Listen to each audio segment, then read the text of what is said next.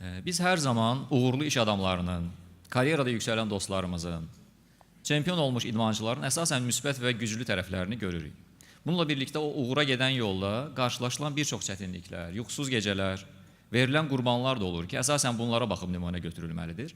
Bu mövzunu növbəti spikerimiz ölkəmizdə peşəkar və uğurlu idarəçi kimi kifayət qədər nüfuza sahib olan cənab Movlan Pashayev təqdim edəcək.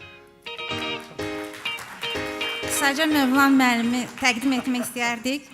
Hamı tanıyır düzdür onu. Movlan Pashayev-in 20 ildən artıq iş təcrübəsi var və müxtəlif sahələrdə olan müştərilərə biznes məsləhətçisi kimi xidmət edib. PwC-in Londondakı ofisində işləyib. Movlan müəllim bizim dövlətin qanunvericiliyinin hazırlanmasında və ya da keçirdiyi Azərbaycan hökumətinin müxtəlif işçi qruplarının üzvü olmuşdur. Həmçinin Amerika Ticarət Palatasının idarə heyətində, ADA Universitetinin biznes məktəbi və fondunda fəaliyyət göstərib. Bakı Dövlət Universitetinin hüquq fakültəsində, həmçinin ADA Universitetinin vergi və beynəlxalq hüquq fakültəsində dərslər deyir. Movlan Pashayev müxtəlif beynəlxalq konferanslarda və seminarlarda müntəzəm spikerdir və bir neçə kitab və məqalələrin müəllifidir. Valla mən qocaltdım ya, bu biografiyadan sonra... Mən demək istədiyimi yalnız yarısını dedim. Çok sağ ol, çok sağ ol. İlgi tamam ya. İcazə versəz, mən hazırlaşmışdım, İngiliz dilində çıxışımı, problem yoxdur ki, yoxsa... Ondan keçərdim İngiliz dilinə zəhmət olmasam mən.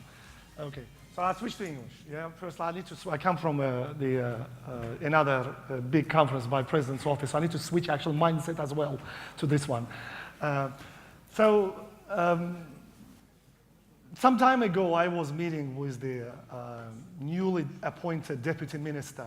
He's a young guy. I've known him for a number of years, in his late 30s, and we sat down and from time to time, we meet and talk about various things. So, and one particular conversation stuck in my mind right after he was appointed, and he was talking about all the issues that, all the workload, that the change that he actually he had to embrace at that time, and his plans and ambition, and it sounded so overwhelmed, and it sounded so stressful with all that change that is happening. Yeah, when you imagine the person's just been promoted, you expect him to be happy, happy, happy. He wasn't. Yeah. So, and one particular point stuck in my head at that time, and when he said, and I'll quote it actually, he said, right after the appointment, I entered a room where I used to sit with my colleagues, and the moment I walked in, there was silence, like they had seen the dead. Yeah? So, and actually his former colleagues, they used to go out, they used to drink, and I don't know, do whatever they used to do, and all of a sudden it's completely different. And actually, increasingly, I hear more and more from CEOs and shareholders and HR professionals that they get frustrated with the rapid failures of the newly promoted managers, bosses, leaders, whatever you call them. Their inability to cope with change, actually, inability to cope with success. And there is an issue of self-awareness in many cases. There is an issue of loss of trust of their subordinates. So the issue is actually aggravated. If you look at what's happening in the country at the moment, the issue is aggravated by all the changes that's happening in the economy, in the social, actually political spheres of the country, where we're seeing quite a lot of change and a lot of people being promoted pretty quickly, actually, sometimes.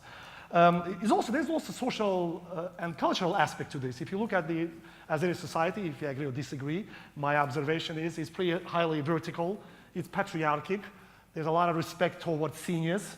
That actually adds up, aggravates the whole issue of how the people cope with success. So I thought actually maybe I should share with you in the next 10 minutes or so with a challenge of coping with a change, coping actually with success. And also what we do in PwC to address the issue, because we have exactly the same issue probably most of you have in terms of helping the people through the changes. So moving into management, can set off the pretty seismic shift, both professionally and socially, for a lot of people. The first reaction for people who've been promoted, for the new managers. So after congratulations are over, the new bosses find themselves asking the question is, why am I alone now? So why don't I have any friends in the office? So yes, okay, we all realize it's a part of the learning curve. We all have to go through this sort of thing. So that's fine. It's probably expected. But I think the problem, and I wanted to talk to you about with HR professionals in particular, is I don't think we've seen a lot of trainings or the manuals or guidance that is available to new leaders, new directors, in terms of how they can cope with those myriads of the changes, with those shifts that is happening professional and social in the office. I think there is a big gap. There isn't much of material available. Actually, some time ago, a number of years ago, when I had to face the same issue, I went to the web and I spoke with a number of executive coaches. There's very little available, to my knowledge, to do that. It's basically, we don't really help the new managers, new bosses, how to settle down in a new role, how to help them with the new realities, find the ways to succeed. And it actually creates a big dichotomy. So that dichotomy is important. As I said, we need to realize this, especially in the aspect of what's happening in the country, where we're seeing too many people being elevated to new positions. Sometimes you can say not deserved or not earned, whatever, but that's the fact of life. That's the reality that's happening at the moment. So getting promoted obviously brings a lot of benefits, like a higher pay, new status, either interesting, maybe challenging the jobs. About 15 years ago, when I became a director, I was in my late 20s. I actually probably was my most difficult periods of my time when I had to deal with promoting, because all of a sudden I found myself literally overnight managing 20 plus people who some of them were older than me, more experienced than me, and actually technically more savvy than me. So in this situation, again, there was very little help available for that. So what we observed with many young managers, that there's the sense of that they lose the trust amongst their former peers and now subordinates. And in fact, even their colleagues become hypersensitive to this situation, and they really start picking up on some missteps that the new bosses do. It actually creates even more tension. In fact, I think it's new bosses, unintentionally in many cases, create that sort of tension. Yeah, by sometimes engaging, sometimes employing the same behaviors, employing the same methods of the working, and in many cases it's a self-confidence, because when you are sort of at the sort of lower grade, so you have to actually do a lot of things yourself, and that's not the way how you do when you're as a manager. And that's obviously creating the mindset that may be intimidating to a lot of subordinates, particularly when I'm a boss, I should know all the answers, yeah? And I have to do everything myself, and God forbid I show weakness, then I'm done, yeah? So that's actually the mindset in many cases. So that's the arrogance and overconfidence, which again worked for them when they were at the lower grades, but now it's a completely different ball game. The game is much bigger, but people don't get bigger. They still stay small. Okay, so that's actually what I had to deal with a lot of our new leaders, because if you look at what's happening in PwC, in our firm, we, in the past 3 years, I'm trying to remember the statistics, in the past 3 years, the employees who were born in 80s have been promoted twice as often as their older colleagues. That's actually pretty significant shift if you look at the sort of generational gaps and everything.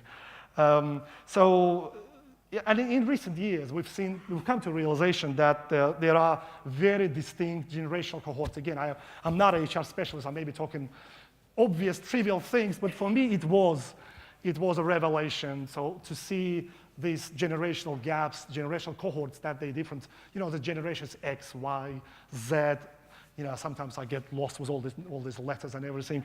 I don't know what they're going to come up with when the letters finish, actually. But okay, whatever. But I think it's actually millennials, which is Generation Y, as I understand, which is probably defines the new political, social, and economic trend in the country. In fact, those are all born in 80s, and they are driving the change. Actually, the same happening in our firm. They are driving the change, and I think it's up to us. But at the same time, they provoke the tension. These are the guys and the girls who create most of the problem, yeah? Because they come with completely different mindset. There is clearly tension between, just for lack of the better word, I'll say baby boomers, those who were born in 60s, 70s, and others. So because it's just different mindset. So that was actually one of the things that we're trying to manage and address is how we're going to make these two generational cohorts work with each other. And it wasn't easy because obviously millennials have their own views. The baby boomers would say that they feel entitled. Millennials, they feel like they're not focused. They're not really doing what the procedures say and so on. In the firm, the Harvard procedures mean a lot, by the way. So at the same time, if you talk to millennials, they say, actually, you know what? We don't have the luxury that you baby boomers had, yeah? We didn't have the stable society. We didn't have the cheap housing. So it actually made us to become much more creative and do things which is out of the box. So it's been interesting. It's been it's a challenge to how we're bringing these people together. So and also the debate is around what factors we should use to define, in fact, this generational cohorts.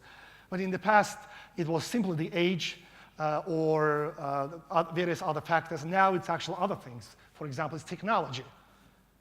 It's not about how old you are, it's actually how good you are with the technology, yeah, for example, or how creative you are. So these sort of things, that's what we're looking at, trying to identify really those sort of right groups of the people who can drive the changes like this. So we've had the number of the very difficult conversations in the past. We still have them from time to time with the new managers. And we've given some piece of advice that we think would help them to cope with the new responsibilities and with new relationships. And I'll put them down. We don't really have this as a policy, but I think I just read it. So we said, actually, the first thing you should do, don't assume same skills that earned you the promotion will make you successful as a manager. It's a completely different ballgame. It's a different skills you need to use, different way of thinking, different mindset.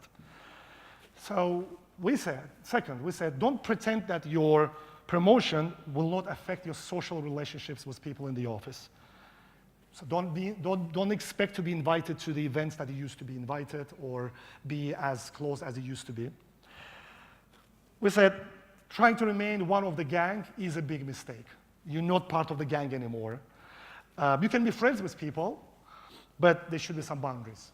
And you need to be very clear, and people need to understand those boundaries. Another problem is the distance between newly promoted managers and the employees that actually can make those employees afraid of saying the truth. So you need to spend a lot of time actually trying to provoke them to think and to say things so you don't stay in isolation.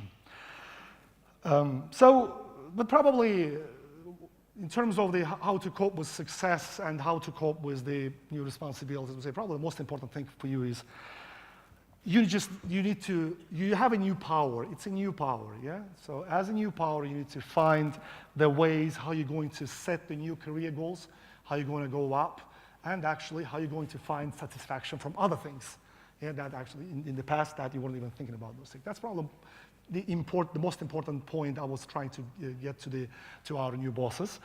And then at the end of the day, as I always say from one of my favorite shows is, power resides where men believe it resides, yeah? So on that note, and I'll probably stop, and thank you so much, and have a great day. Thank you.